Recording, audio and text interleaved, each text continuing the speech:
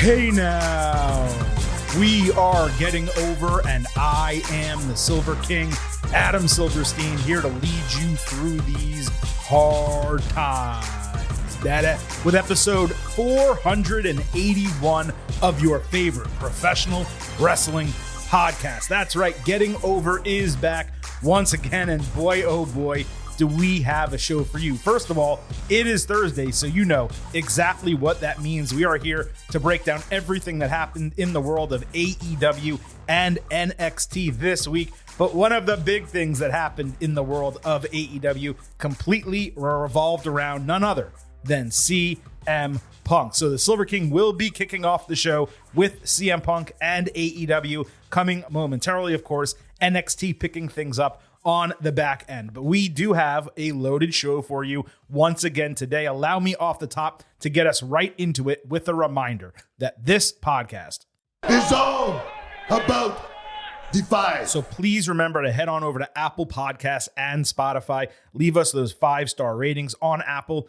Take a little extra time. Leave a 5-star written review. If you do, we will read it live right here on the show. Also, please remember to follow us on Twitter at Getting Overcast for episode drops, news, analysis, highlights, all of that good stuff. And if you already follow us, don't forget to share and respond to our tweets. Help promote the account and the podcast, and send in your questions and comments for the show because we will read them right here on the air. Again, all on Twitter at Getting Overcast. Also, I certainly would not hate it if you remembered I happen to love the number 5. And I'd hate it even less if you loved it as well, because for just $5 a month or $50 for the entire year, you can become an official Getting Overhead. Visit buymeacoffee.com/gettingover. Sign up, become an official Getting Overhead. You will get bonus audio if the 4 major shows, the Monday through Friday 4 major shows, Collision on Saturday. We're not doing a live bonus show for that. But beyond all of that, you also get a news post every single week. We try to deliver that to you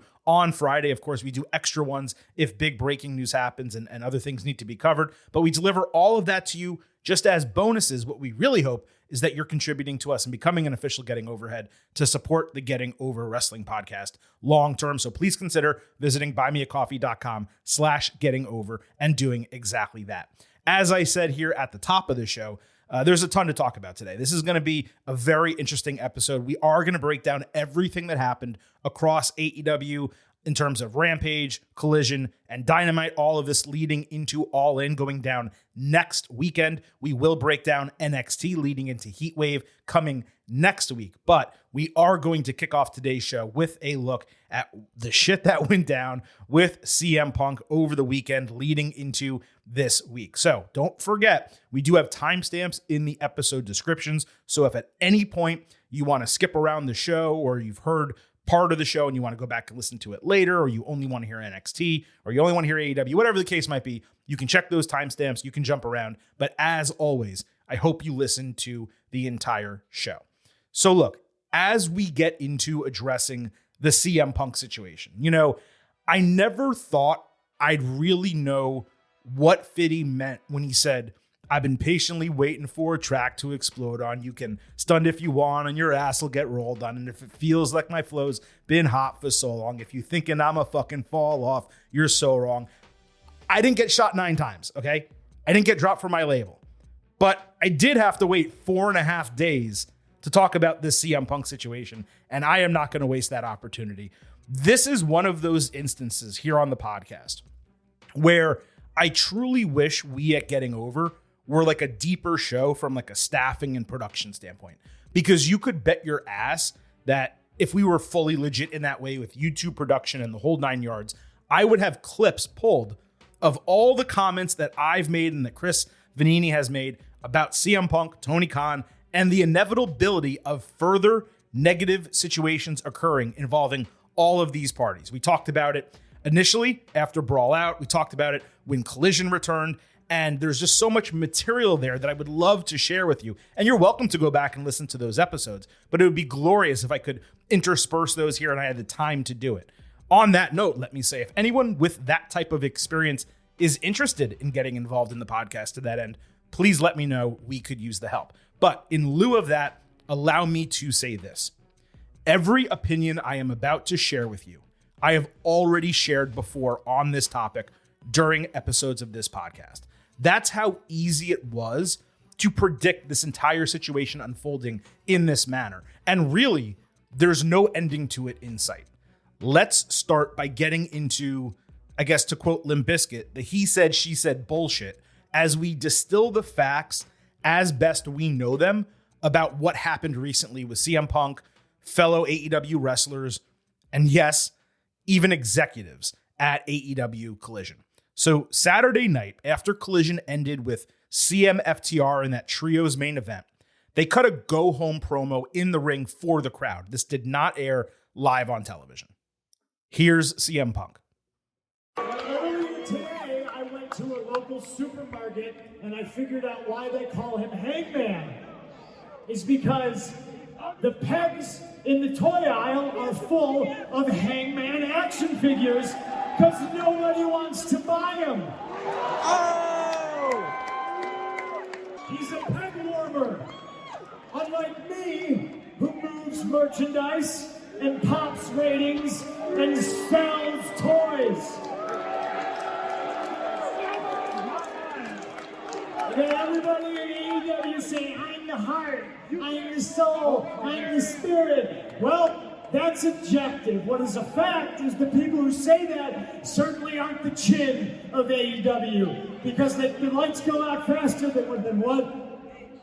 GTS, go to sleep. I don't know what I'm trying to do. I got locked too. I told the House of Black no chops, and they chopped me, so I'm very mad.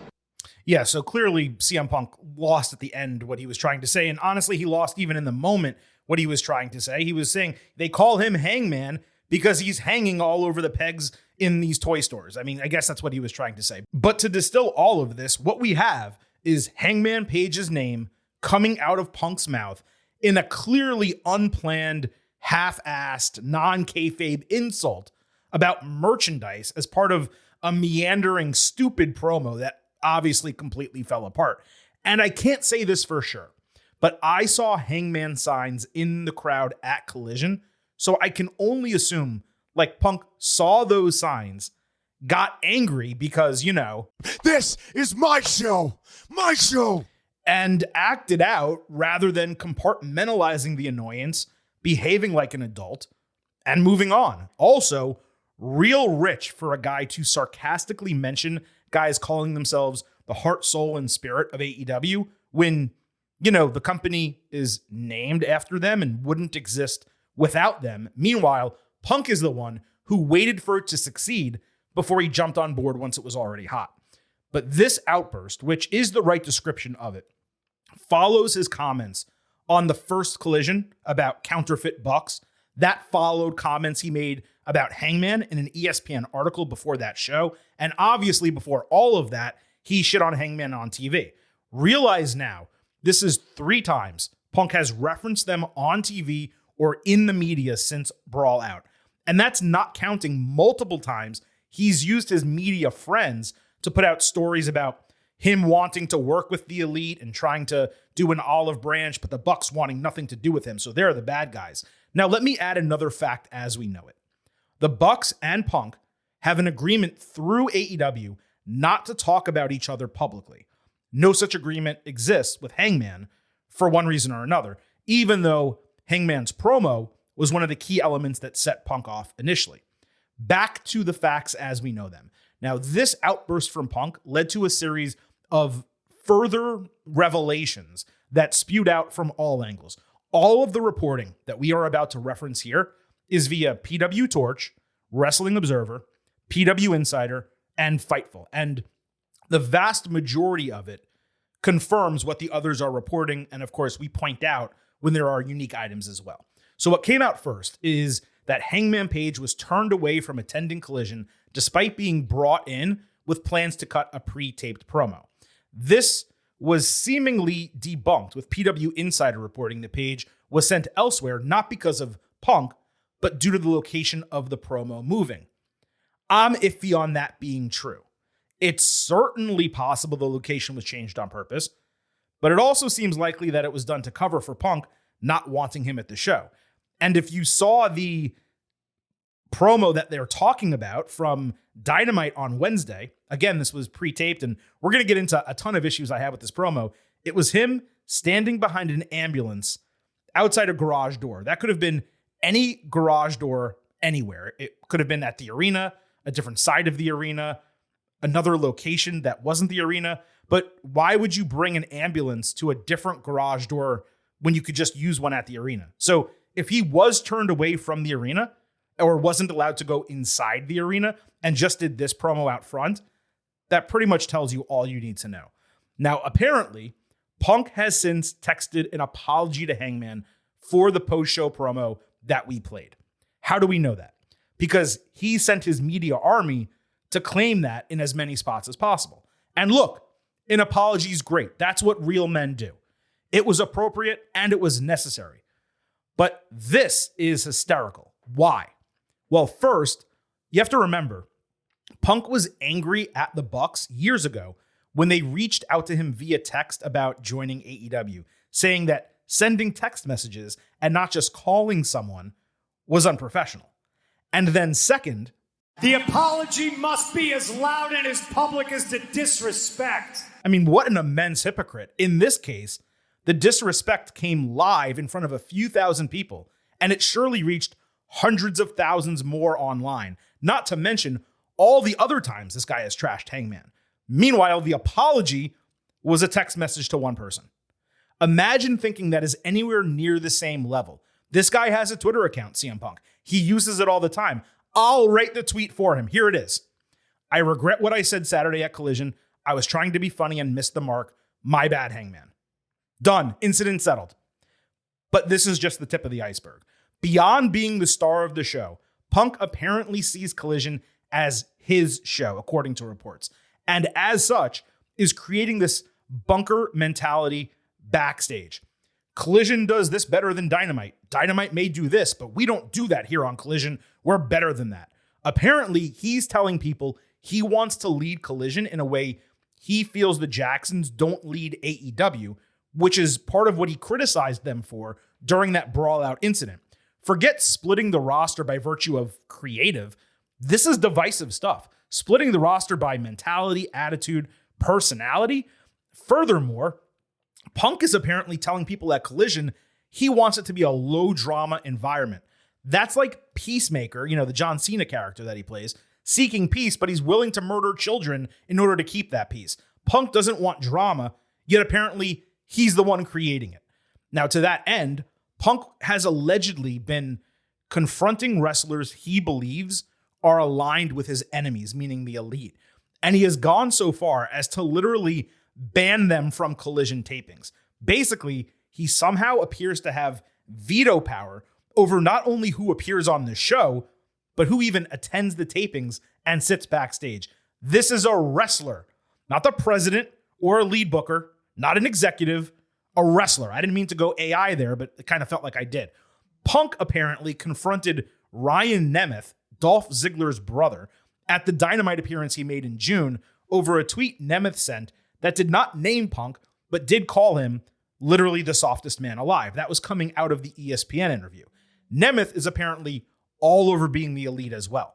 Now, I stopped watching that show years ago. But anyway, the tweet apparently led to an incredibly heated argument that became an extended, aggressive, intimate yelling match. PW Torch said that Punk berated Nemeth, but they eventually shook hands and went their own ways, even though there was animosity remaining. Apparently, Nemeth was called into Collision this Saturday for a match, only to get sent away, just like Hangman, though in this case, no one disagrees that it was Punk's call. There's even a report from PW Insider that says Punk may have sent him away because Nemeth was saying hello to groups of people in the hotel before Collision, but didn't walk over to Punk to say hi.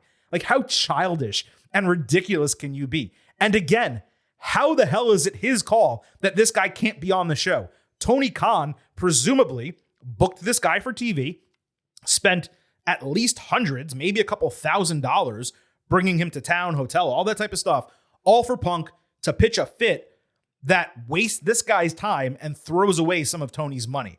And why the hell is Punk so bothered by Ryan Nemeth of all people? Like, no offense to him, he's not a guy who needs to get big leagued. he's already at the bottom of this entire talent roster. Now, apparently, Matt Hardy and Isaiah Cassidy have been kept away for similar reasons of Punk feeling like they're aligned with the elite and can't be trusted. But here's the one that's truly, truly astonishing. Christopher Daniels. Punk has seemingly kept Christopher Daniels, AEW's head of talent relations, and by the way, one of the most respected guys in the industry, away from Collision. Let me repeat this just in case what I said was not clear. CD is the head of AEW talent relations. At least 1/3 of the talent in the company is on Collision. And the guy is not allowed to be at the show because of one person, CM Punk. This absolutely floored me. Punk's reasoning is apparently that Ace Steel is not allowed at Collision, so Daniels shouldn't be there either because he was also involved in Brawl Out. And apparently Tony Khan either agrees or acquiesces to Punk's demands here. But here's a major difference between Steel and Daniels during Brawl Out. Steel allegedly bit a guy and threw a chair. Daniels, I guess, stood there and probably yelled, "Hey, you guys should stop fighting." Here's another difference. Steel is a guy. Daniels is your fucking head of talent relations. How could anyone with a brain allow one action or person to be equated to the other action or person? How could any business owner or general manager allow an employee, a talent, to dictate the terms of how the executive staff can operate? It's absolutely wild to me. Imagine going into work on what would otherwise be your day off and being told at the front door, "Sorry, dude, Phil is here and doesn't want you inside." Now imagine that you're an executive in that company and Phil is the top salesman. That's what's happening in AEW right now. That's what Tony Khan is allowing to happen in AEW right now. There are also reports that Punk has tried to push his way into meetings involving the elite for what he claims are attempts to mend fences and work future programs. This is one of the items that his friendly media has been pushing. Apparently, there was a meeting set with the Young Bucks and FTR because they're doing the All-In program, and Punk tried to join despite not being invited. You can't write this stuff. How does someone on one hand eject people who have loose relationships with the elite from his show, yet at the same time desires to meet with these people? I get that Punk and FTR are close, but holy shit, is he dragging their reputation down with every passing week. And look, maybe there is something to be said for it not being Punk directly telling these people they aren't needed for Collision. It could be Tony Khan or Pat Buck or another executive sending that message. And maybe we can even stretch it and say, Punk's unaware of these moves, but Tony and Pat or whomever are doing them to prevent potential issues. Well, that's the same excuse you may remember that was given for the entire Colt Cabana situation last time. Khan moved him off AEW to Ring of Honor, not because Punk requested it supposedly, but because Tony just wanted to do that on his own. And we can assume because he wanted to placate Punk and make sure that he didn't have any issues coming to AEW tapings. But either way, whether Tony did that directly because he was told to by Punk or, in a vacuum because he was like, "Oh, I don't want to upset this guy," Punk is the reason for it. In this case, at least, there are direct reports of Punk claiming responsibility for this stuff. Don't forget, Punk was indignant about those Cabana reports last year. Meanwhile, he's seemingly admitting to being responsible for doing exactly that here. Again, wild. Both the most and least shocking element that was unveiled in all of this reporting came individually from PW Torch. And I'm going to read it verbatim here. When Punk first returned earlier this summer, Khan stood up backstage in the gorilla position with his headset on and started pumping his fist and chanting CM Punk enthusiastically as Punk walked by. The feeling backstage among wrestlers not in a position of power with a big contract is to lay low when it comes to Punk because you don't want to be on what is essentially his enemies list. Now, I would call this horseshit, except we know how Tony acts in Gorilla. We've seen it on that AEW All Access show. And I bet that all of you, as soon as I read that description, had a picture in your mind's eye of Tony acting exactly like that as Punk walked by him. I'm not saying it's true because we can picture it, but it's kind of true because we can picture it. Or at least It's believable based on everything that we've seen. And the idea that a guy in Punk who yells about workers' rights and unions and all this type of stuff is creating an environment where his coworkers have to walk on eggshells around him while he gets away with whatever the hell he wants, it would almost be poetic if it wasn't pathetic. This also kind of proves what Triple H once said about Punk in that work-shoot feud they had in WWE. Punk always hated on John Cena and WWE's backstage politicking, but Triple H called him out for not actually being angry about that stuff, but rather being jealous that it wasn't him in control. And I did not cut that clip, but you can Google or go to YouTube, Triple H CM Punk promo confrontation. You'll find exactly what I'm talking about. As we said when Collision was announced and Punk came back, this is what happens when someone does wrong and literally suffers zero consequences whatsoever from their superiors. Let's remember that after winning the world title on AEW's signature pay-per-view, one of them at least, Punk trashed 3 of the company's executive vice presidents, talked about it being his company, and was involved in a backstage fight with other adults, all while his boss allowed himself to look like a buffoon for letting it happen right in front of him without uttering even a single word trying to prevent it. Punk was clearly only out of action due to injury, and he was allowed back almost immediately once he was cleared. They even allowed him to remain champion with this stupid real world championship gimmick they're doing. They didn't even keep the stain on him of being forced to relinquish the title at one point due to his actions. And forget seeing consequences. You can argue Punk was rewarded for his bad behavior. He got his own show, along with clearly some sort of booking and personnel power. If you're in his position, how could you not assume that you're just as powerful, if not more powerful, than an executive vice president? I would bet anything if you asked Punk honestly, he sees himself on Tony's level from a decision-making standpoint. Creating Collision and putting Punk front and center, it's like having a baby to try and save a marriage. It might create some excitement initially, and maybe it paints over a few minor problems. But in the end, the major cracks are going to show. You're going to get divorced, except now you have a kid to worry about. It's delusional decision-making by the head of a company. Tony Khan's handling of this situation at Brawl Out was absurd.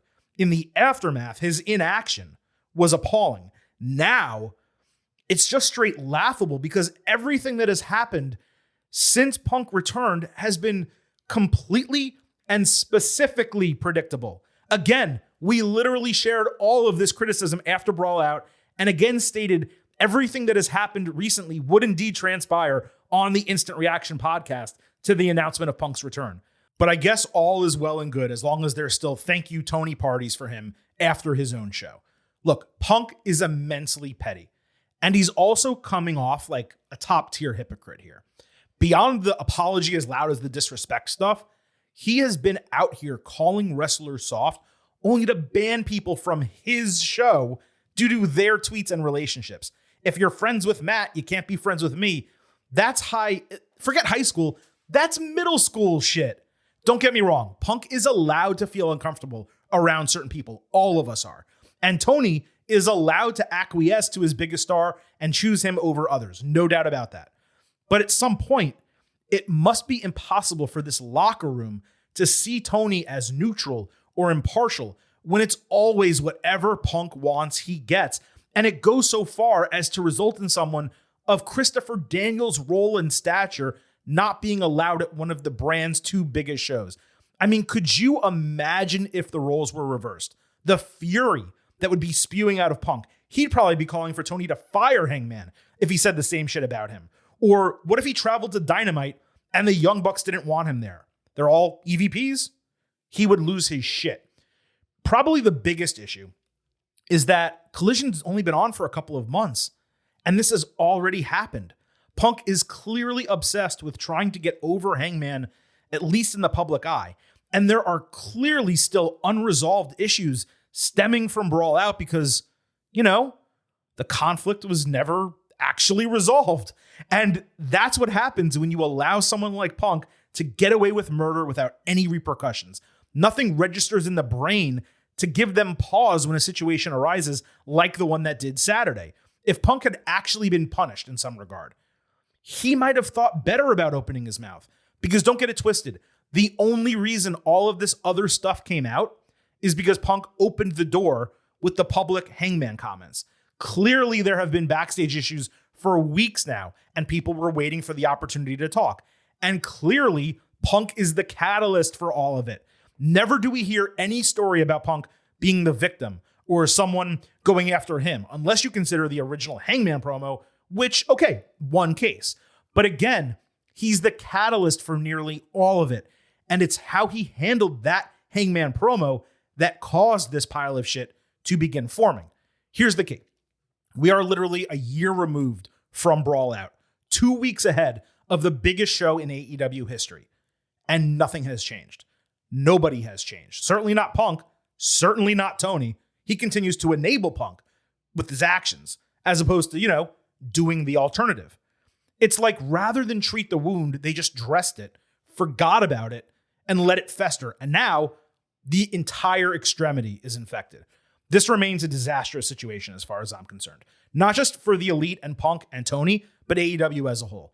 They have not just literally, but materially split the locker room.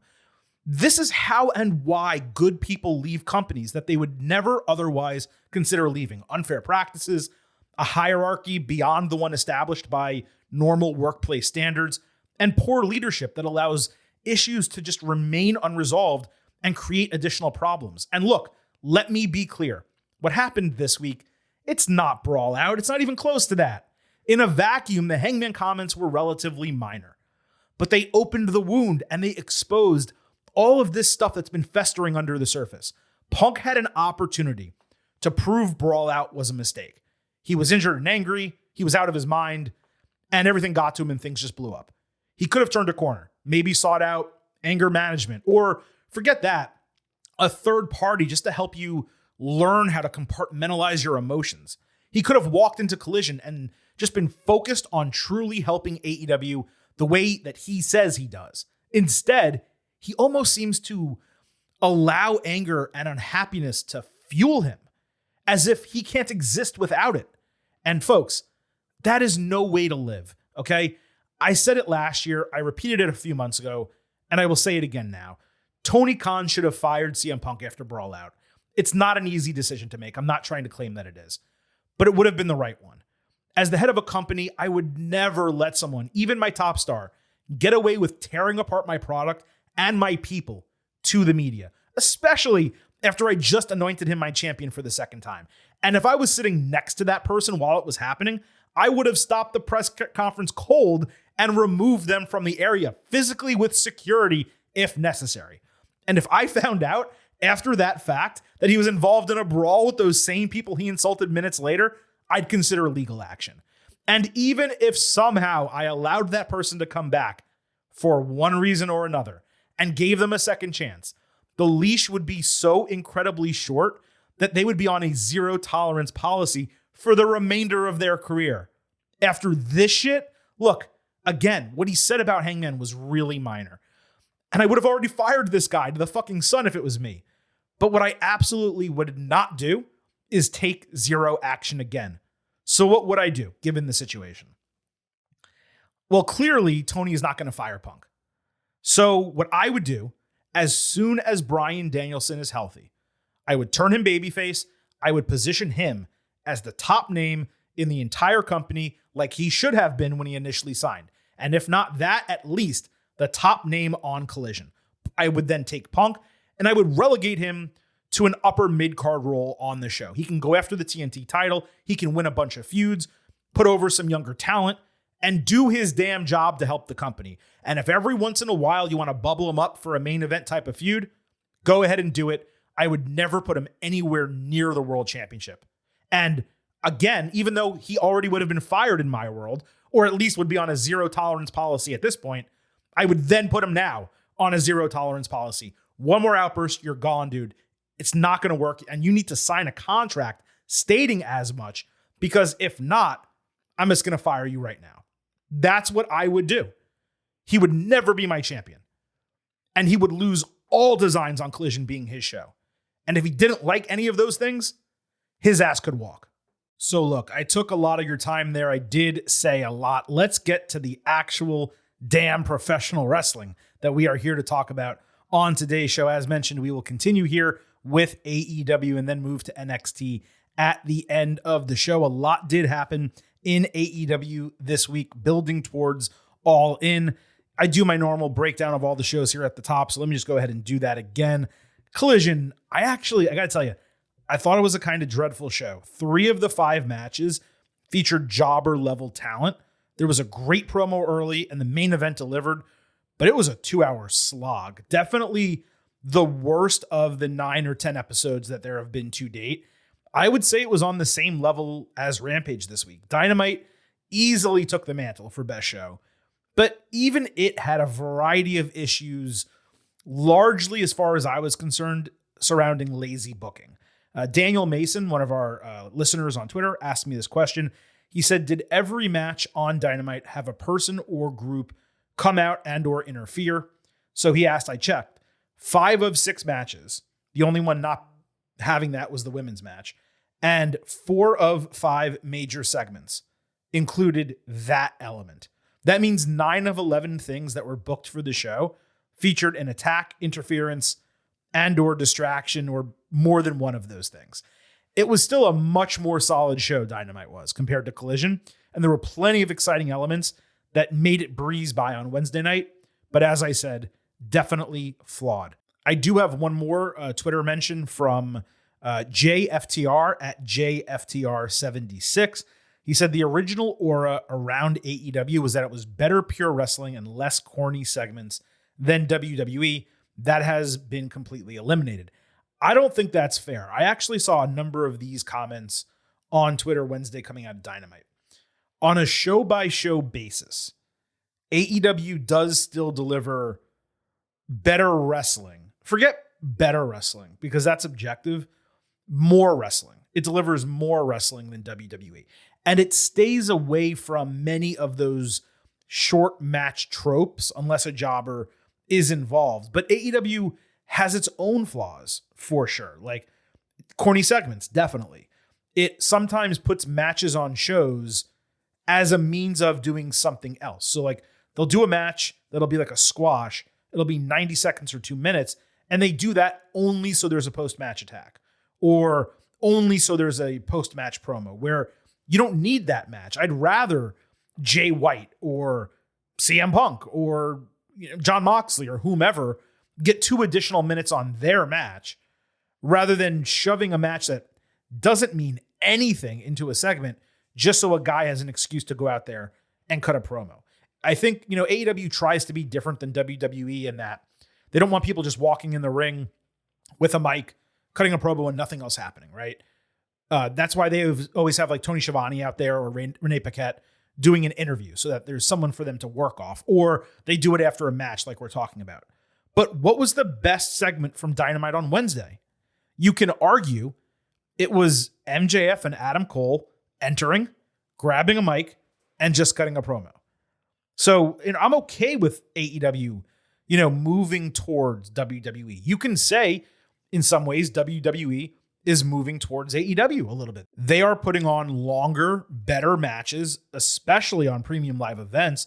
But even on TV, it's not rare for there to be an episode of Raw or SmackDown where you have 2 matches that are 3.5 stars or better that go 12, 14, 15, 18 minutes. Like WWE is improving because of Triple H. He understands what some section of fans want. AEW is improving in some ways of not only being professional wrestling, but I don't think it's fair to say that AEW is no longer better wrestling or more wrestling than WWE just because they have some of those corny segments. Nor do I think it's fair to say that WWE is not appealing as much to the general audience because it is focusing more on wrestling, again, especially on premium live events. So I think it's a mix. But yes, it is fair to say that AEW is not the same product that it was as little as a year ago, let alone 2 or 3 years ago. No question about that. So with it, let's get into the entire 5 hours of AEW programming that we got this week. On Rampage, there was a video package suggesting the ROH tag team titles were among the most prestigious in wrestling. Great job with the clips, but it was a heavily scripted voiceover by Ian Riccaboni. it would have been better with wrestlers putting over the titles. I don't just need a play-by-play man doing it. And then you had Aussie Open, who they are the champions. They squashed some jobbers in 2 minutes and then cut a really shitty promo and accepted the challenge of MJF and Adam Cole. The promo almost made my ears bleed. This is what I was just talking about, though. They did the match just so they could do the promo. Screw that. Let those guys come out, accept the challenge, and you're done. Move on. Give more time to one of the better matches that was on a 1-hour show. On Dynamite, MJF took Adam Cole to Outback Steakhouse so they could get prepared for Aussie Open.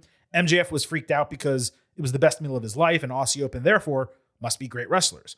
Cole later bought Crocodile Dundee DVDs. MJF pulled up a video of two kangaroos boxing, saying that's how they're going to win the titles, by doing kangaroo kicks. Then they set up a kiddie pool and a blow-up crocodile and double clotheslined a guy. Then we saw a closed door with Tony Khan apparently yelling at both of them for doing a double clothesline outside of the ring, as if post-match attacks and stuff don't happen all the time, backstage and wherever. MJF then walked out and he mentioned the 2024 contract situation. So then Khan came out and asked what he said, and then he dapped them up. Then they pulled up in a Corvette and MJF had to take a dump. Then Roderick Strong ran after them and kicked the tire of the car when he missed Cole, so he hurt his foot. If all this sounded like a fever dream, I mean, holy shit, it was. Talk about like overdoing this concept and not understanding why the earlier segments were hitting. Everything worked initially because there was a question about whether they would actually get along. There was the tension. And then down the stretch, they did a couple legitimately funny, simple segments. But the last 2 weeks of this have been way too buddy-buddy without any real rhyme or reason in developing a relationship or building towards a specific match. It's just really, really, really corny, bad comedy. Now, I know there's going to be a huge section of fans that loved this and think I'm crazy, but I thought this was actually terrible. And do you guys remember when Tony said he would never be an on-screen character? Even if you dismiss his prior TV appearances and dismiss the fact that he was a character on screen for Impact, because that's Impact, it's not AEW, he was 100% a character in this circumstance. What I would have loved to have them do instead was do like the George Steinbrenner character from Seinfeld, where it's someone else pretending to be Tony, dressed up like Tony. You see the back of his head. He's screaming at MJF and Adam Cole. You're seeing their reactions to it. Instead, you get it behind a closed door, which was weird. Then Tony comes out anyway. This thing sucked. It did. It was terrible. But at least we got another segment with these guys that came after it immediately. That was a total palate cleanser. It almost allowed you to forget this garbage that you saw just before it. So you had MJF and Adam Cole hit the ring after the commercial break for their promo segment. This was ahead of the AEW title match at All In. They were focused on that. Cole talked about his concussion recovery and coming a long way, and how once the bell rings, he's going to do whatever it takes to win the championship. MJF said, hey, cute story, I got a better one. He name dropped WWE and Cody Rhodes, talking about how he talked his way into an opportunity at the original All In. MJF said that match got him an AEW deal, and all he's done since is work his way to becoming AEW champion. MJF then called Cole his best friend, but put over their friendship, saying, hey, look, friendship's great. Love you. Great guy. The title is most important to me, and no one is on my level. Then they traded catchphrases and fist bump twice before Aussie Open attacked out of the crowd. MJF and Cole chased them out of the ring. Cole then positioned himself behind MJF for an attack, but then just stood up. Fans chanted, hug it out, so they did. But Cole looked at the AEW title on the canvas while he was hugging MJF. Strong and the Kingdom shook their heads watching it all unfold backstage. And look, this segment was night and day better than what we just discussed with Outback and the kiddie pool. Both guys laid out their stories, their cases for needing to be champion at the end of All In. We got another tease of a turn, yet they still came together at the end. And MJF, dude, delivered a promo of the year contender. No doubt about it. You could make an argument it's in the top spot or the top two spots right now. We're going to have to remember this one when we go back to the awards at the end of the year. The first hour of Dynamite was strong, but this was the crossover segment between hour 1 and hour 2, and it was easily the best thing we got on the entire show. On Collision, Ricky Starks was out first. Tony Schiavone shared that Starks was suspended 30 days from wrestling for beating Ricky Steamboat with his belt. That's like one of those paid work suspensions. Like the guy is literally still on the show, but he doesn't have to worry about injuring himself by getting physical. That's like a dream scenario. How is that a punishment? If anything, that's a benefit to the guy. Starks even announced that he got a manager's license so he can cause chaos over the next month. He said blood was on CM Punk's hands for bringing Steamboat into the mix, and that he was going to start a war next week because there's no one like him. Outstanding main event level promo from Starks. The booking is kind of stupid, but he sold the hell out of it and made me care about him in storyline. The two best segments I think we got this week were MJF and Adam Cole promo on Dynamite, Ricky Starks promo on Collision. On Dynamite, Kenny Omega sat down with Jim Ross talking about his relationship with Don Callis, and he suggested Callis was maybe like drugging him with steroids while he was a kid. Omega said that he was going to try to find reasons to not make his entire existence about getting revenge on Callis. He started talking about eliminating Konosuke Takeshita when Callis interrupted the interview. That allowed Jay White and Juice Robinson to attack Omega from behind, with Takeshita joining the party. AEW said Omega went to the hospital where Hangman Page was waiting for him. Page then cut a promo, which they said was at a hospital, but he was actually standing outside a garage door with an open ambulance behind him, and he was somehow drinking a beer there despite it being a hospital. He announced, presumably an hour or two maybe after this attack, that he would be teaming with Kota Ibushi and Omega to fight the trio of heels. Then a guy came up and told Page you can't drink there because it's a hospital, so he chugged his beer. The storyline here is mostly fine. The production of this was ridiculous. You had Omega randomly in Jacksonville at Daly's place, yet somehow Callis and Bullet Club knew he would be there for an attack, and Callis flew in these guys from different parts of America to all come and ambush him on a random day in Jacksonville. And by the way, Hangman also happened to randomly be in Jacksonville for no reason whatsoever, even though we know, of course, that this segment got taped in Greensboro, North Carolina, because of all the CM Punk stuff that we just mentioned. And yet, he's also informed about this attack, is able to get to the hospital to see Kenny, and gets a 6-man match made for the biggest show in wrestling history, quote unquote, inside of an hour or two because of it. I mean, like, what are we doing here, folks? Now, look, in terms of the booking, like the match itself happening, That's gonna be a banger!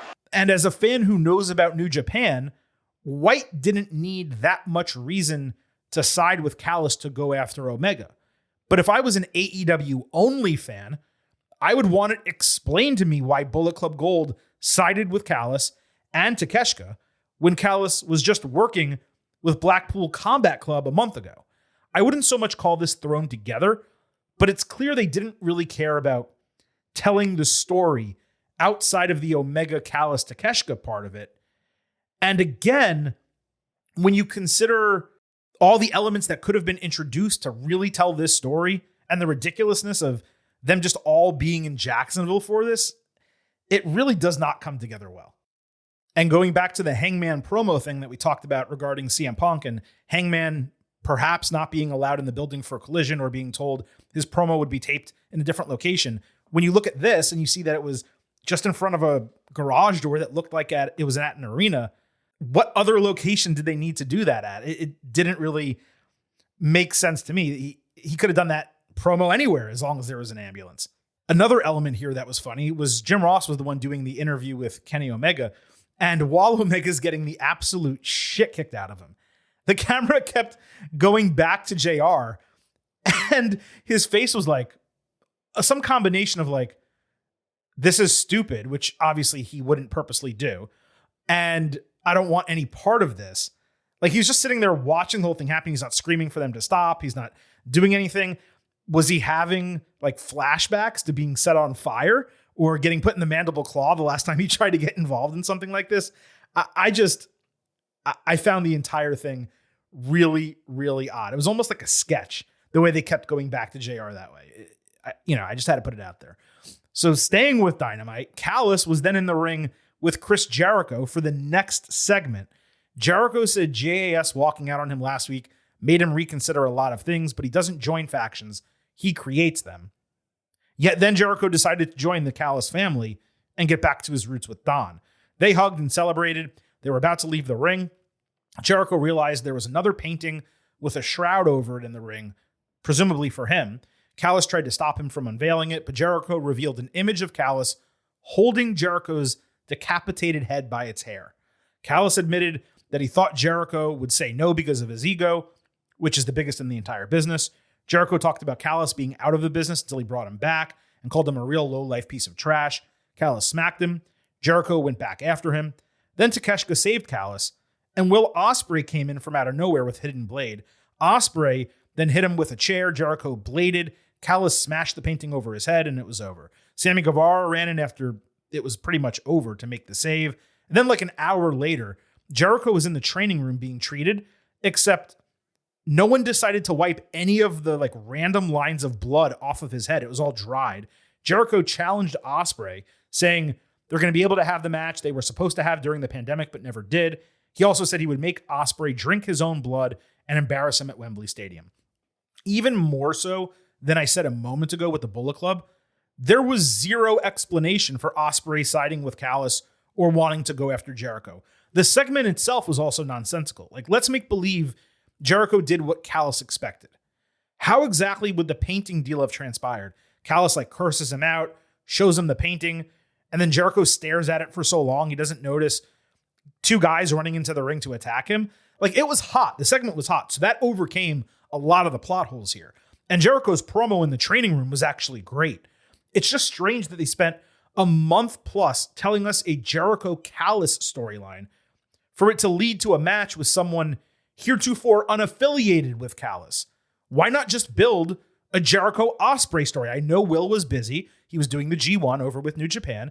He can cut promos. Those can appear on AEW television. That's what they did for Forbidden Door. They had some of the Japanese performers cut promos. They didn't send him to America. And also, you have Ospreay being booked as a heel, but this thing's in London, and he's kind of like a babyface tweener in New Japan. They're going to cheer him there. Yet, they're trying to use this as an opportunity to turn Jericho face. The whole thing just really doesn't work with what they're doing. And look, if anyone's going to get a good match out of Jericho in 2023, it's going to be Ospreay. We'll see if it actually happens at All In. On Dynamite, the Young Bucks fought the Guns. On Collision, White said they are the most elite version of the faction ever created, and the Guns wanted to prove they're the best brother tag team in AEW. The Bucks attacked during the Guns' entrance here. Matt Jackson hit an Escalera arm drag Hurricanrana combo. Nick then did a pendulum X Factor and said, "Suck it." Matt ate 310 to Yuma, with Nick breaking the fall with a coup de grace. I should mention there was no tagging for a really extended stretch preceding that. Then the finish was an assisted O'Connor roll where Nick's shoulders were fully pinned for more than 3 seconds, but Rick Knox just stopped counting because Nick was unable to get out of it. So then they reversed the O'Connor roll with Matt assisting Nick to get the win. Jay and Juice immediately attacked. Matt was about to get his arm crushed in a chair when FTR's music hit. They slid in from the crowd to attack, and all four guys hit Shatter Machine on Juice and a Super Kick Party. Actually, I should say the Guns saved Jay from Super Kick Party. FTR then crouched behind the Bucks in the end, but didn't make a move, which we saw earlier from Cole and MJF. It was the same exact end of segment type of deal. I didn't particularly care for any of it. It wasn't bad by any means, but the botched finish plus the immediate attack, just kind of eye-rolling. I don't really have much of a take on it overall because it didn't set up or change anything that wasn't already booked. Though it does seem like post All In, we might get Elite versus Bullet Club Gold. And even though they're on different brands, if they can make that happen, that would be really interesting. On Collision, Samoa Joe squashed a jobber in like 90 seconds, winning with Coquina Clutch. He called himself the king of television and said the real world champion, referring to CM Punk, is acting like a real bitch. That got a pop. Joe said he was aggravated because he asked rather than demanded, but still didn't get an answer from Punk. So instead, he would convince Punk as promised last week. Typically great Samoa Joe promo. He never misses on the mic. There was no reason whatsoever to have this match. Just let people walk out and cut promos. This is what I was saying before with Aussie Open. Another example of it. On Collision, the trio's title was on the line in the main event, House of Black against CMFTR. A reminder off the top that this match happened with no storyline. Also, after we were back doing house rules last week and the entire aesthetic, the whole deal, none of that was used for this match. FTR took Brody King off the ropes with a superplex as Punk followed with a flying elbow. FTR was unable to lift King for Shatter Machine, so Punk got involved for a super version, only for Buddy Matthews to break everything up. Punk and Malachi Black hit simultaneous kicks in a really cool spot, but Samoa Joe appeared out of the crowd to choke Punk out with Coquina Clutch over the barricade. No one saw this as Julia Hart was distracting on the ring apron, and then Brody hit Dax Harwood with a discus lariat for the win. Strong match. At 27 minutes, it was immensely indulgent and kind of unnecessarily long. It was a weak collision. Another match could have gone 10 minutes without this being affected too much. That's what I would have done, but I still went 3.75 stars and a B+. Joe choking out Punk was a great visual. From a creative standpoint, it's kind of ridiculous that someone like Punk, who operates on this hairline trigger, could get called out twice by someone the caliber of Samoa Joe and simply not respond to him for 2 weeks. Overall, though, it was an entertaining main event as well. It capped for me, though, I said this earlier, what was a disappointing Collision. On Collision, the Acclaimed fought Iron Savages. Apparently, this is an ROH team. Why would you feature them in the opening match for this show? I have no idea.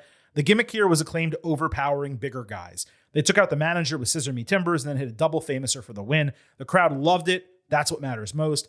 After the bell, Acclaimed held up Billy Gunn's boots again and got the crowd to cheer for him. Again, the fans loved it, but I just found it to be pretty weak. On Dynamite, the Acclaimed entered for a match against some jobbers when suddenly the lights went out and House of Black appeared behind them. They attacked in street clothes with King, wrapping a chain around his fist to slug Max Caster. Then he and Buddy hit their tag finisher on Anthony Bowens. Buddy somehow sliced his arm with the blade that Caster used to gig himself. Then he stomped Caster into the canvas as Malachi Black raised Billy's boots. So let me get this straight. The Acclaimed failed in 2 different trios matches against House of Black. The second time, Billy retired because of it.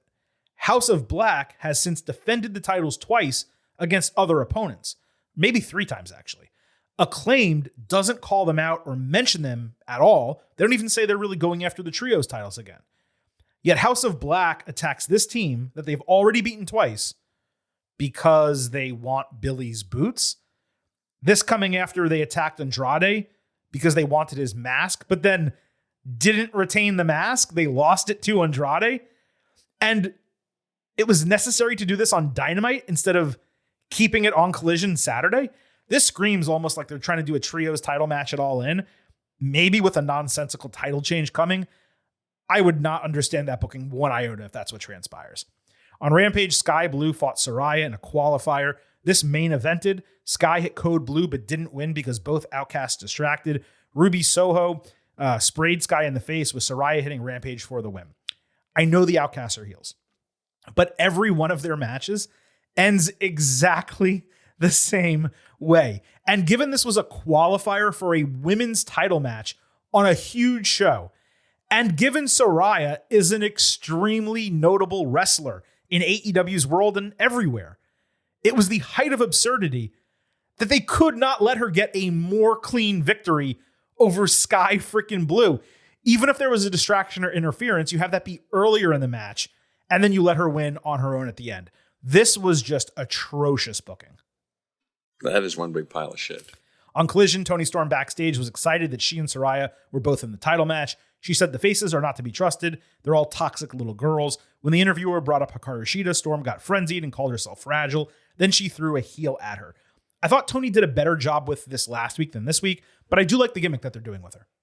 On Dynamite, Britt Baker fought the Bunny in the other qualifier. Backstage at Rampage, Baker kind of put over Bunny, but said she'd end her comeback early by qualifying for All In. This was called round 1 of a tournament, but it was just 2 qualifiers. It wasn't a tournament. After a couple forced women's main events, like over the last couple of weeks in AEW, this was back in the standard spot with an immediate commercial break. Penelope Ford stole Baker's glove, so Baker instead won moments later with the stomp. I realized here there's like 5 people in AEW doing the stomp. Like Buddy Matthews does it, Britt Baker does it, John Moxley now does it. I think there's another person, so that would be 4 total. In any case, if you thought there was going to be another result here, obviously you were kidding yourself. They should have just announced the 4-way straight on and not done qualifiers. There's not anything else to say here because we didn't get promos or a storyline or really anything else. On Dynamite, Jeff Hardy fought Jeff Jarrett. There was a taped promo from Jarrett on Rampage announcing this would be, just get this, a Texas Chainsaw Massacre Death Match Championship. Yeah, 2 dudes, a combined 101 years old, competing in a death match with no storyline, let alone something even necessitating a death match stipulation. This is exactly my type of wrestling. This is what the Silver King loves. So Hardy comes to the ring, but immediately walks into a random backstage area where I guess he knew Jarrett was waiting for him with weapons. How would he know that? I don't know. Karen was back there. Satnam Singh attacked Jeff. And really, once that happened, 30 seconds after the bell rang, you knew this was going to be off the rails. Matt Hardy, Ethan Page, and Isaiah Cassidy then attacked. They dumped a bucket of quote-unquote blood onto Jarrett's head. So then they get to ringside eventually after brawling in this backstage area. And smoke billows out from underneath the ring for no reason. Sanjay Dutt is now fighting. I actually thought Jay Lethal had avoided involvement in this. He showed up in cowboy boots at the end. Hardy hit a swanton bomb on Jarrett through a table for a broken fall because Lethal, not legal by the way, in the singles match that featured 9 people at one point, interfered. Dutt kicked Page in the balls. Then Karen low-blowed Matt. Hardy then stole a guitar from Jarrett and smacked him over the head with it. So that's the end of the match, right? No, it is not. Leatherface, who I guess is from these movies, I don't really watch horror movies, and it wasn't Leatherface like full Hollywood makeup, ready to go, coming right out of the picture, really cool and well done looking. It was a guy in a truly horrible rubber Halloween mask. Comes down with a chainsaw. He attacked the heels and chased Karen away. So Singh then holds Hardy as Lethal hits him with a hammer. And then Lethal puts Jarrett on top of Hardy for the win in what was perhaps one of the worst matches I have ever seen. Jarrett also got to hold up a championship belt with Leatherface on it, which I know they called it a championship. I really didn't think there was going to be a title. Fuck me if this was bad. Definite worst match of the year contender, maybe the runaway winner. A sponsored singles match turned into a 9-person brawl. A death match used fake blood. A random championship was awarded. Karen Jarrett existed. Jeff Jarrett beat Matt Hardy. The Smoke, the guy in the rubber mask, not even a fully appointed movie level costume to try and sell some realism. It was like they threw this together in 2 hours. I don't think I've done this on either show in a really long time, but I got to do it here. 0.0. 0.0, Mr. Blutarski. Mark at 0. I hate this. I hate this crap. Stop. Stop with the crap. I don't even want to hear shit anymore about the zombie match during the pandemic or the Mountain Dew match. This set a new low bar, and there's no two ways about it. Now, I'm going to end this on a positive, though. Apparently, AEW got paid $100,000 for this. And if they included that $100K in their charitable contributions to Maui, because Tony Khan announced before this was going to be an impromptu kind of fight for the fallen show with all proceeds going to Hawaii, then I will watch something that shitty at any time if $100,000 is going to help people in need. So credit to that if that is what happened. If it was just padding AEW's books, yikes. And also, let me say this, and this goes for AEW and it goes for WWE as well. Just because you have a sponsored match doesn't mean it can't be good. Put some effort into this stuff. You can make it kitschy and corny, but still entertaining and well done. It doesn't have to be an absolute shitfest like this was.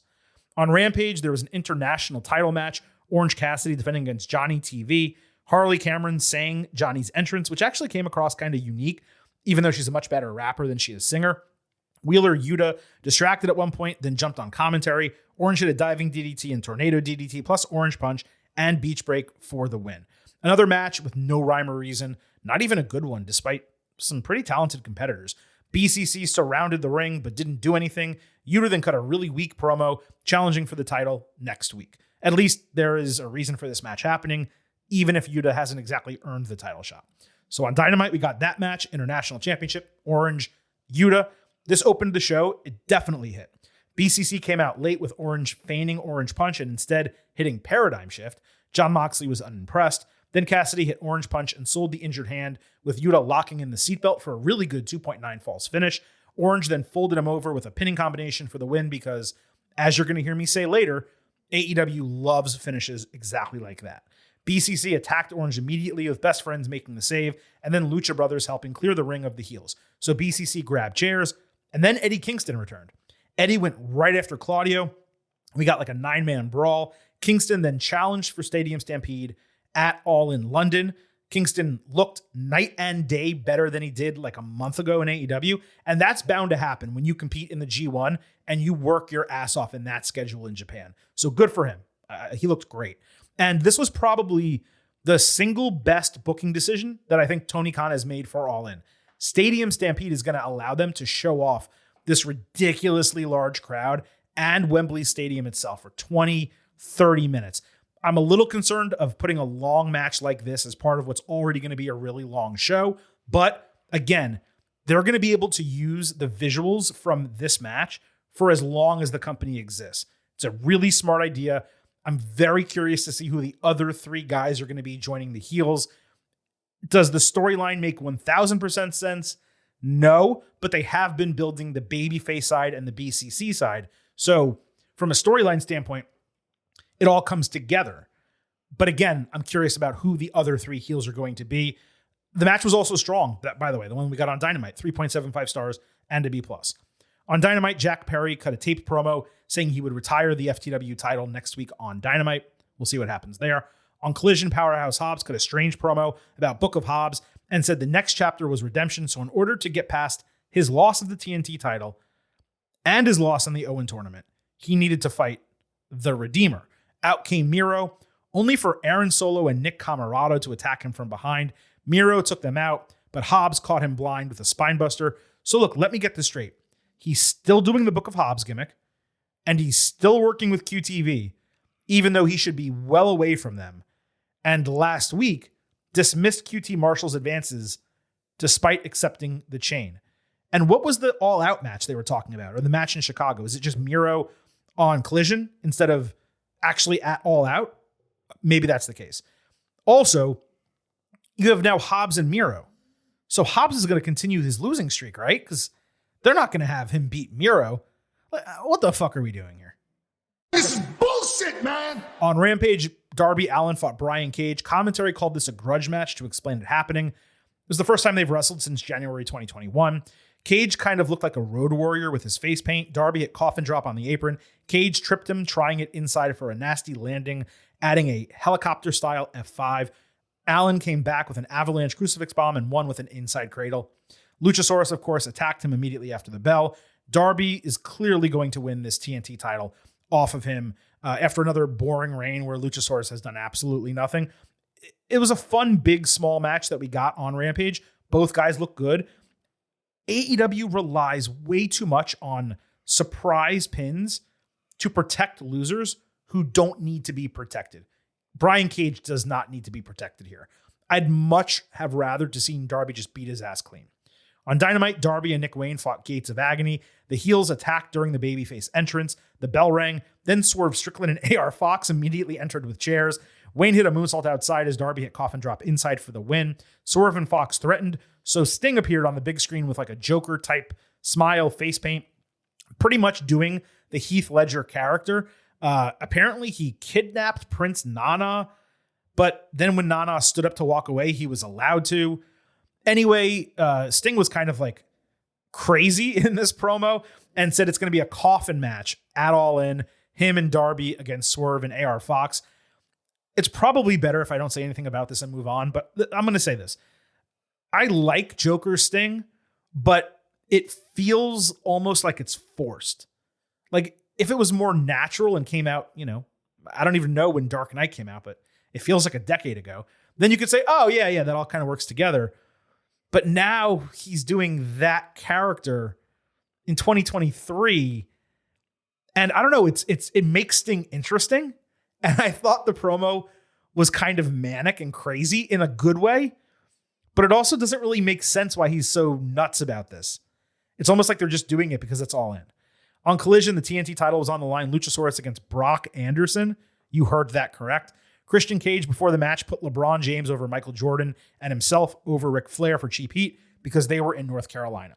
The crowd kept forcing itself to respond because Christian was like meandering and really weak in this promo, way below his normal quality. So eventually, Arn Anderson interrupts with Brock, trying to get through to Luchasaurus that he's the champion, not Christian. And then this match happened with Luchasaurus winning and Darby attacking with the skateboard.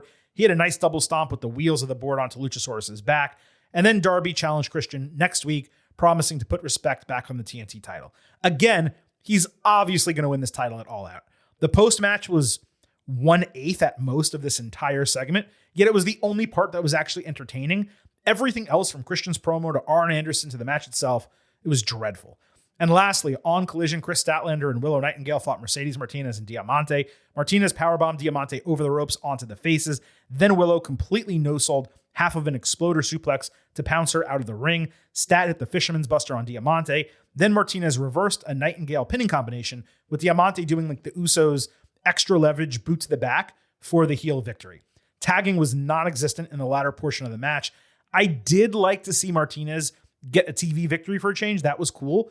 But if it just leads to another TBS title match that she loses again, then what does it matter really? What are we doing here? You know what I mean? So folks, that was it from AEW this week. Clearly a ton that we had to talk about.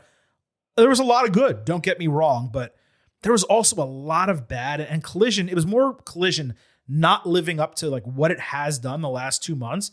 When you combine that with some of the stuff we got in hour 2 of Dynamite, and of course Rampage just existing at all, it made for a rougher week than you would want as the penultimate week before All In. Obviously, Collision here is going to basically be the go-home show this coming Saturday, and then AEW Dynamite, the true go-home show, on Wednesday. And of course, next week, when we talk about AEW, we will have your AEW All In Ultimate Preview as a separate episode. We will do NXT on Wednesday and AEW on Thursday. But speaking of NXT, let's go ahead and get to that.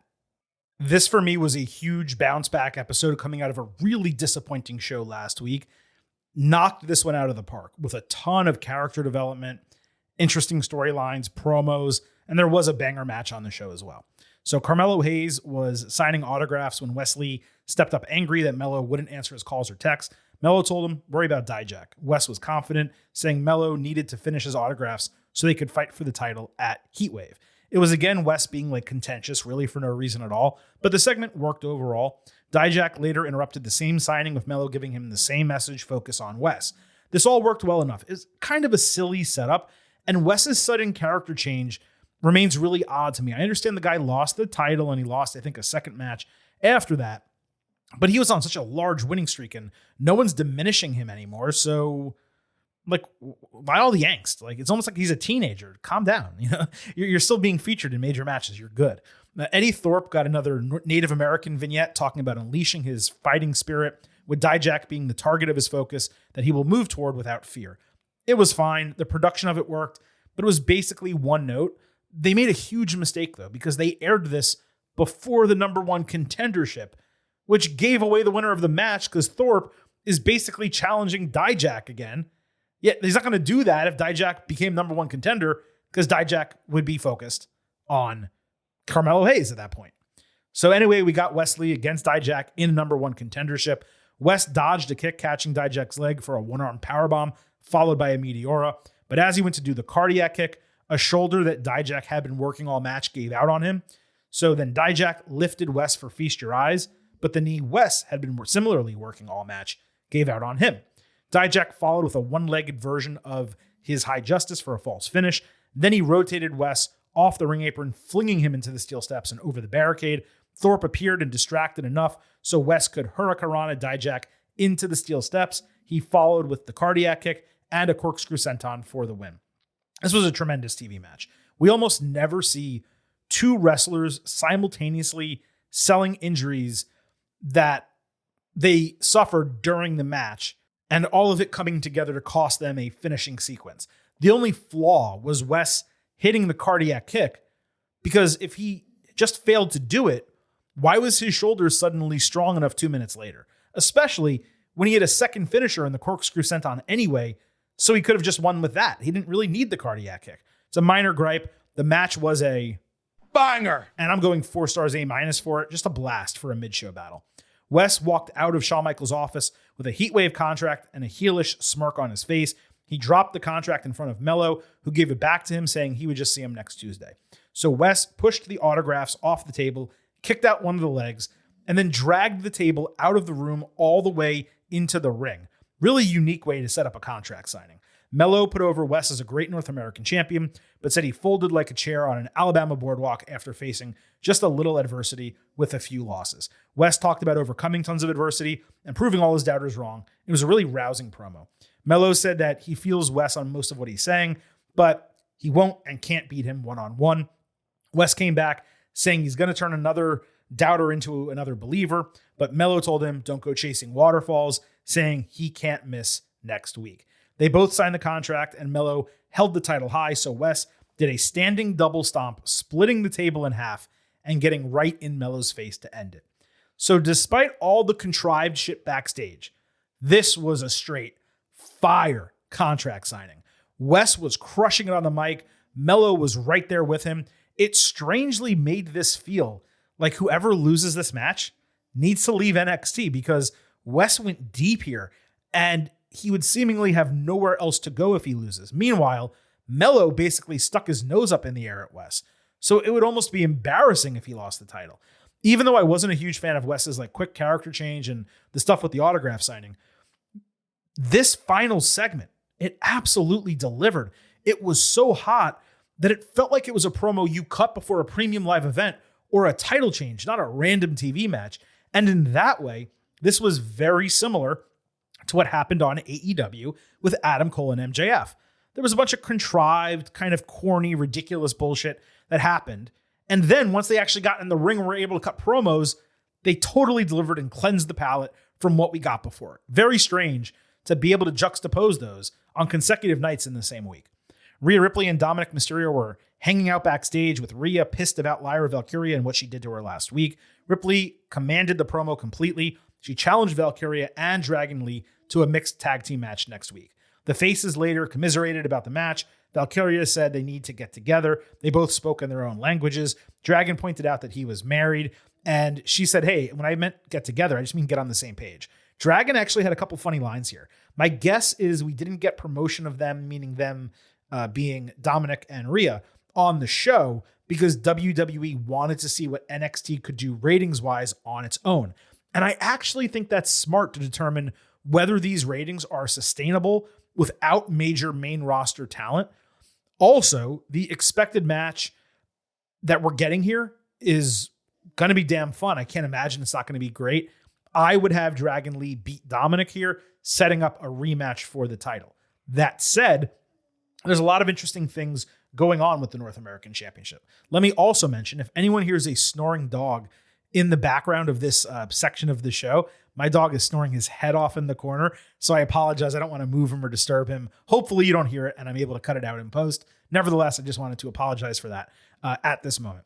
Mustafa Ali wore a beautiful blue suit, giving a political style speech behind a podium with the North American Championship emblem. He said the title is not being respected the way it deserves, pointing out that Dominic spits in the face of family values and is a convicted criminal. He put himself over as a champion inside and outside of the ring, and Ali promised to elevate the title while inspiring people across the continent that you can be successful doing things the right way. It ended with, this message is approved by a North American candidate. I absolutely loved this. I mentioned last week that the gimmick is completely over with me. A guy who says he's doing things the right way and appears to be trying to live up to that, but also takes shortcuts whenever opportunities present themselves. This video package completely hammered that home, and it also harkened back, you may remember, to that unreleased promo that Ali shared on social media back in November 2021, where he did a very similar political style speech, but as more of a heel. This was as good as that, if not better, and he stepped up his suit game big time. Plus, who better to take down a convicted criminal than a Chicago police officer? I am totally into this gimmick. I hope he eventually wins the title. I just don't know how they're going to decide between whether Ali or Dragon Lee is the one who beats Dominic. Very curious to see how that transpires. Baron Corbin hit the ring talking shit about running an Olympic gold medalist out of WWE after he got a small taste of what he's about. It should be noted here that Gable Stevenson's name has not been uttered on WWE TV since that match. Corbin called the entire locker room a bunch of soft-ass bitches. Then he explained that burn the ships means he wants to usher in a new era for himself where he returns to the main event.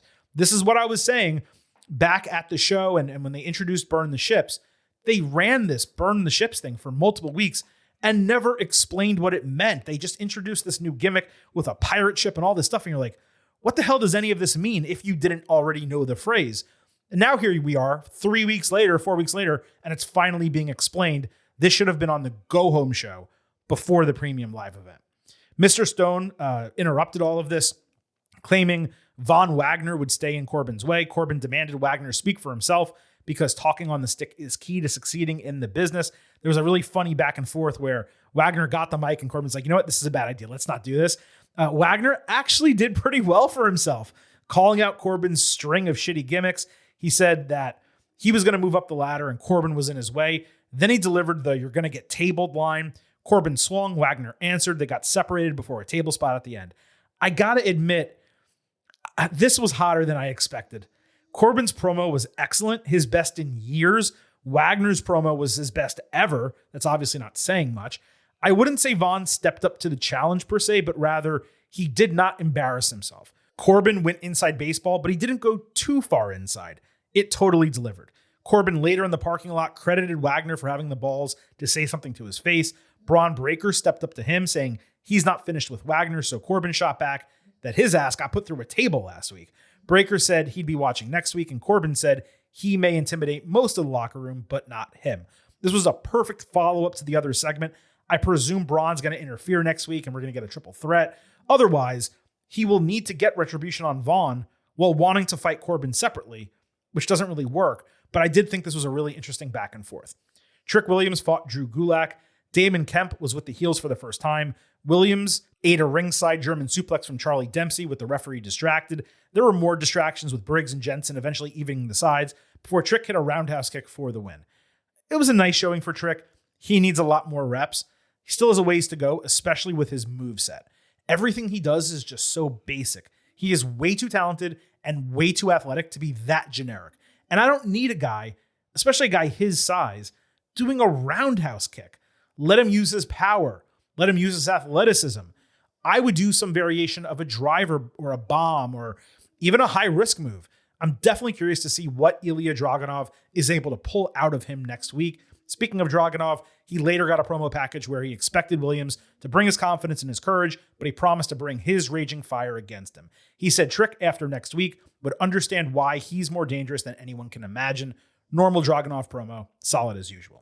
The tag team championships were on the line. D'Angelo family defending against the Dyad. This opened NXT with Schism and its minions ringside. Stax was singled out for a while. Tony D'Angelo got the hot tag, but wound up decimated, only for Ivy Nile to walk down the ramp. The entirety of Schism confronted her, which was obviously overkill for one person.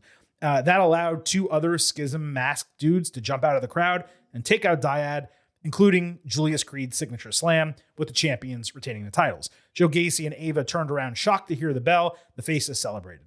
This was paint by numbers in terms of what you would expect from the storyline. We now know, without a shadow of a doubt, it's the Creeds under the masks. So what's left to figure out is how to overcome this loser leaves NXT stipulation. Schism all confronting Ivy. It was dumb from a kayfabe standpoint. It did make for a good visual, but you don't need 26 people to confront a woman who's 4'11", 5'2". Also, this did kind of work to establish D'Angelo family as the new champions, but simultaneously didn't because Dyad's been beaten in title matches so many times. Daba Kato got a vignette talking about stepping out of Apollo Crew's shadow, ready to cast his own in NXT. I think this was the same package they aired like a month ago or longer maybe. I don't know. It didn't accomplish anything or teach us anything new about him.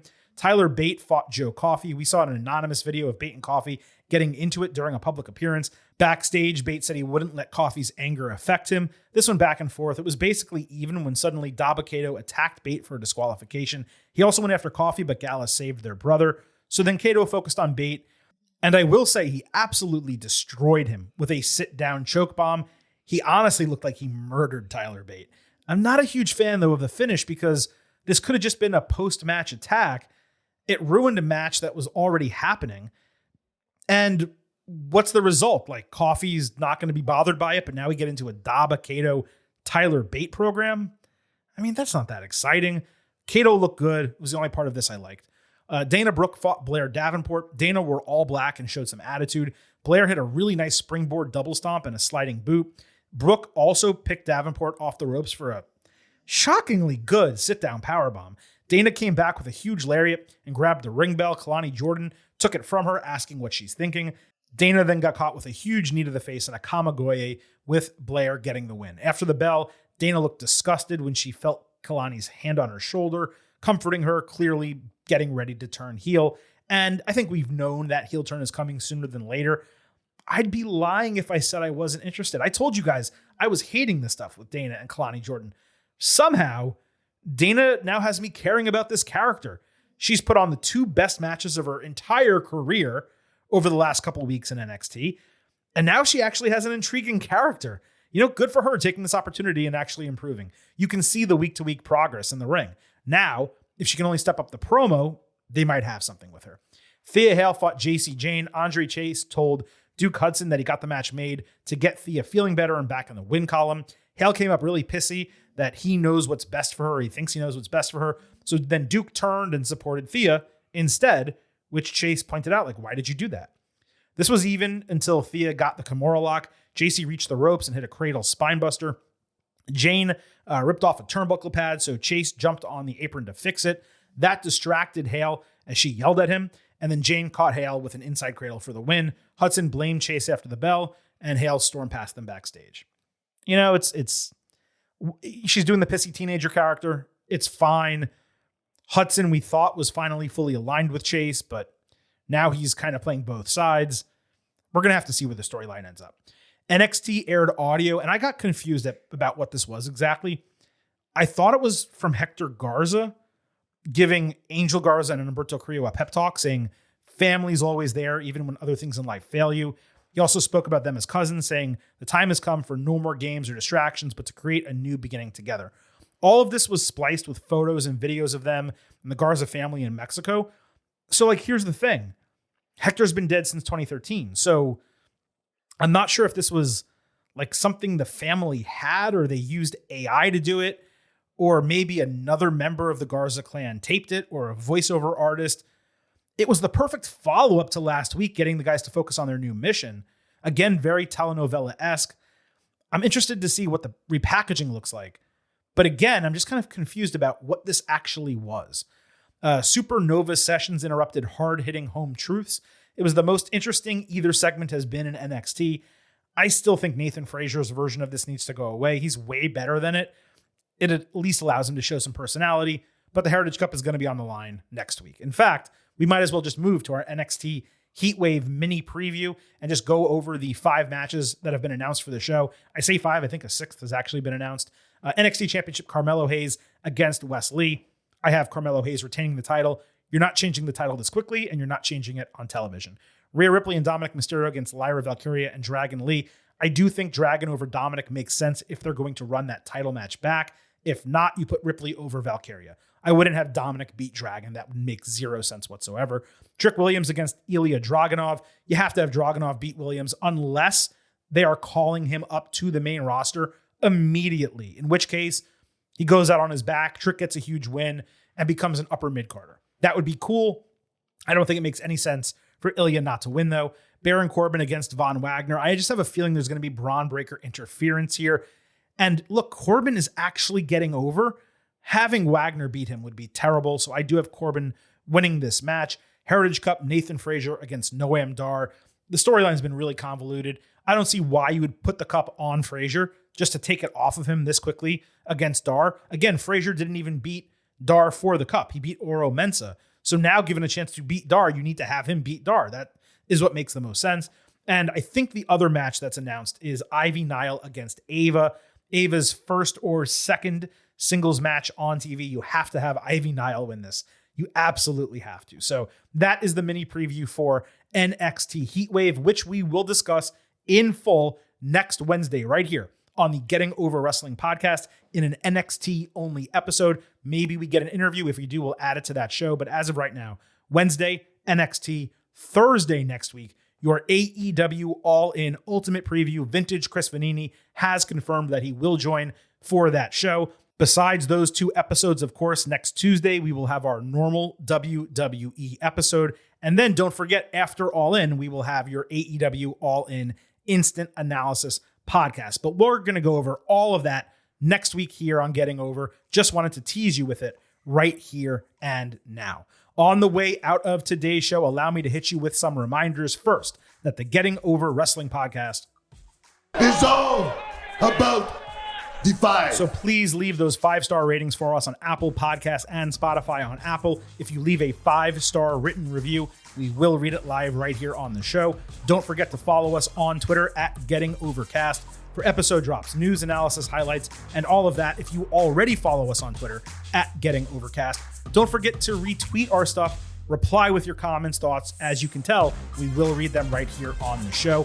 Please also remember, I happen to love the number 5. and I hope you all do as well. For $5 a month or $50 for the year, you can become an official Getting Overhead. You get tons of bonus audio every week. You get a news post every week. And more important than any of that, your money goes directly to supporting this show. Thank you all for listening to this edition of the Getting Over Wrestling podcast. It is time for the Silver King to sign off and leave you with just 3 final words. Bye for now.